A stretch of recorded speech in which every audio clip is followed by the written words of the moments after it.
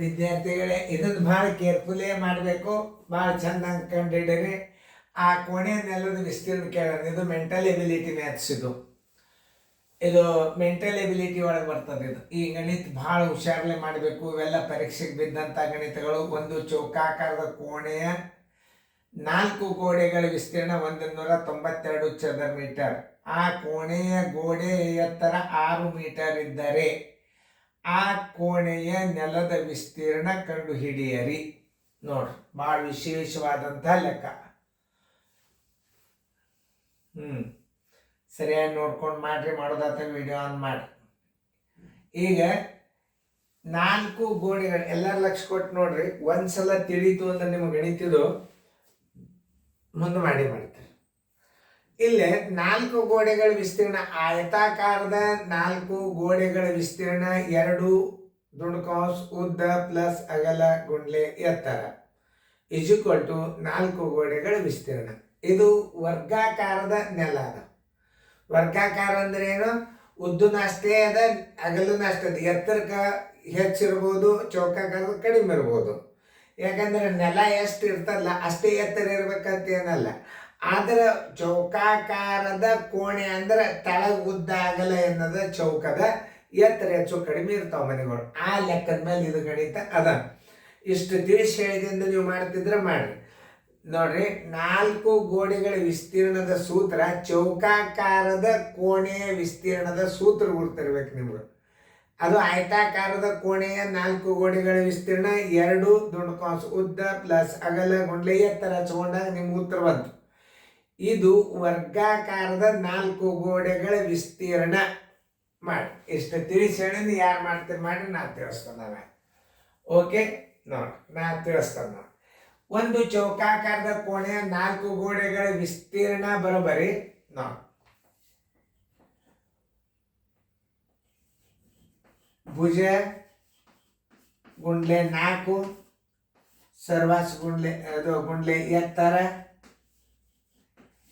Is equal to 4 ಗೋಡೆಗಳ ಚೌಕಾಕಾರದ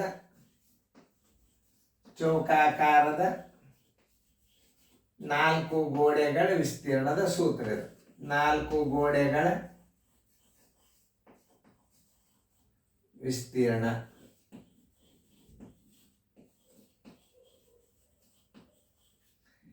ಯಾಕಂದ್ರೆ ಗೋಡೆ ಎತ್ತರ ಹೆಚ್ಚು ಇರ್ಬೋದು, ಕಡಿಮೆ ಇರ್ಬೋದು.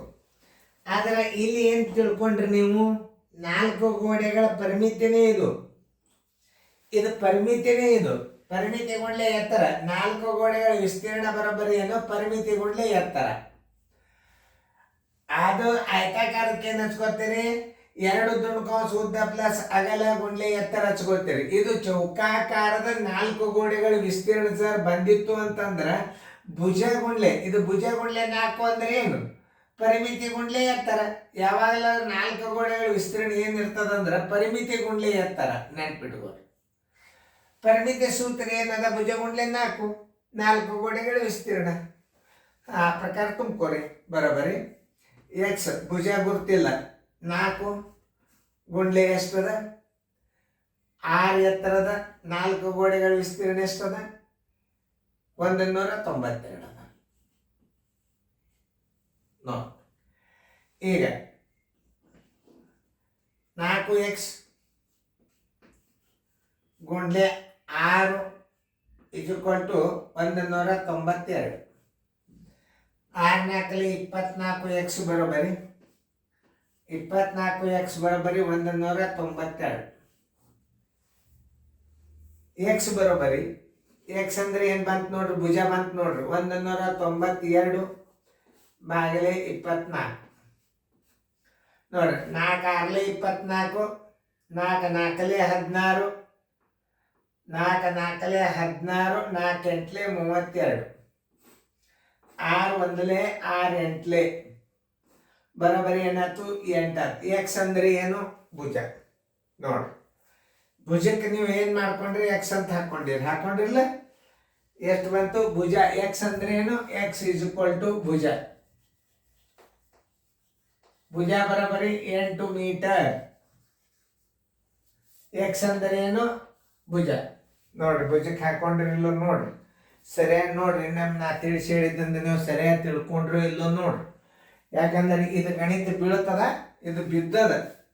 ಇದು ಸೈನಿಕ್ ಸ್ಕೂಲ್ಕಂತೂ ಡೆಫಿನೆಟ್ಲಿ ಬೀಳುತ್ತದ ನೋಡ್ರಿ.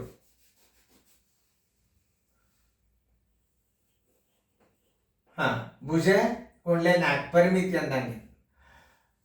ಸುತ್ತಳತೆ ಪರಿಮಿತಿ ಗುಂಡ್ಲೆ ಎತ್ತರನೇ 4 ಗೋಡೆಗಳು ವಿಸ್ತೀರ್ಣ. ಇದು ನೆನ್ಪಿಟ್ಟುಕೋದ್ ನಾವು. ಈಗ ನೋಡಿ, ಎಕ್ಸ್ ಗುಂಡ್ಲೆ 4 ಗುಂಡ್ಲೆ 6 ಬರೋಬರಿ ಅಂದ್ರೆ ಇದು ಎಕ್ಸ್ ಅಂದ್ರೆ ಭುಜ ಗುಂಡ್ಲೆ 4 ಅಂದ್ರೆ ಪರಿಮಿತಿ ಆಯ್ತು.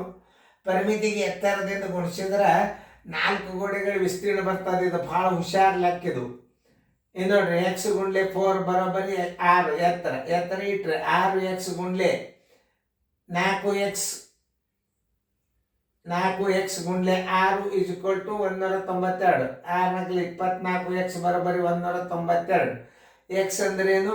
ಭುಜ ಬರೋಬರಿ. ವಿಸ್ತೀರ್ಣ ಕೇಳ್ಯಾರ ಅವ್ರು. ಭುಜ 8 ಮೀಟರ್, ವಿಸ್ತೀರ್ಣ ಬರೋಬರಿ. ನೆಲದ ವಿಸ್ತೀರ್ಣ ಬರೋಬರಿ. ಚೌಕಾಕಾರದ ನೆಲದ ವಿಸ್ತೀರ್ಣ, ಚೌಕಾಕಾರದ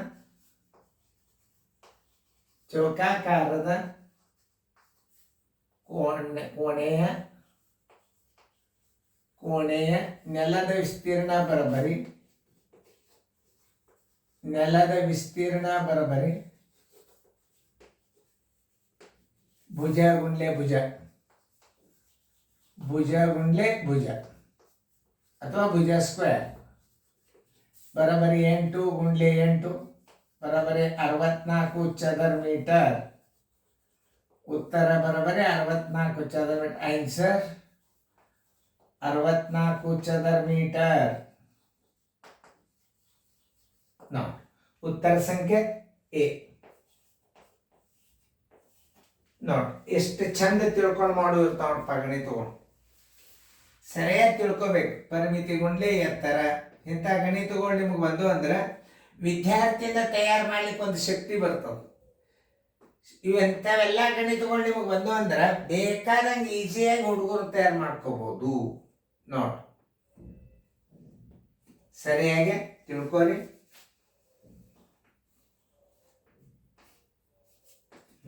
ಅಕ್ಷರ ಕಾಣಿಸ್ಬೋದು, ಚೆಂದಾಗಿ ನೋಡ್ರಿ.